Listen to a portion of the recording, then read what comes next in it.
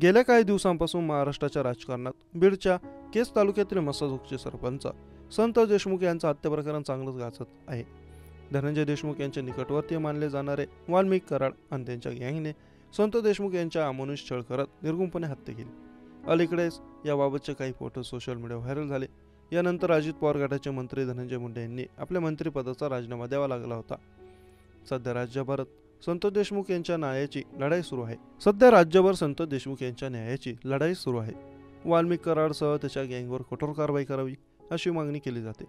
या सगळ्या घडामोडी सुरू असताना बॉलिवूड अभिनेता आमिर खानने संत देशमुख यांचा मुलगा विराज आणि भाऊ धनंजय देशमुख यांची भेट घेतली. यावेळी आमिरने संत देशमुख यांच्या मुलाला मायेने जवळ घेतलं. घट्ट मिठी मारत मायेची फुंकर घातली. या भेटीचा बोलका फोटो सध्या सोशल मीडिया व्हायरल होतोय. मिळालेल्या माहितीनुसार नुकतंच पुण्यातील बालेवाडी स्टेडियममध्ये पाणी फाउंडेशनचा एक कार्यक्रम पार पडला. या कार्यक्रमाला संत देशमुख यांचे बंधू धनंजय देशमुख, आपला पुतण्या विराज आणि गावातील काही सहकाऱ्यांसोबत या कार्यक्रमाला हजेरी लावली. यावेळी आमिर खानने या सगळ्यांची भेट घेतली.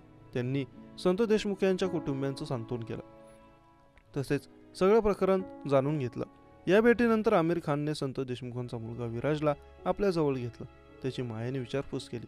त्यानंतर आमिरने विराजला घट्ट मिठी मारत त्याचं सांत्वन केलं. याबाबतचे फोटो सोशल मीडिया व्हायरल होत आहे.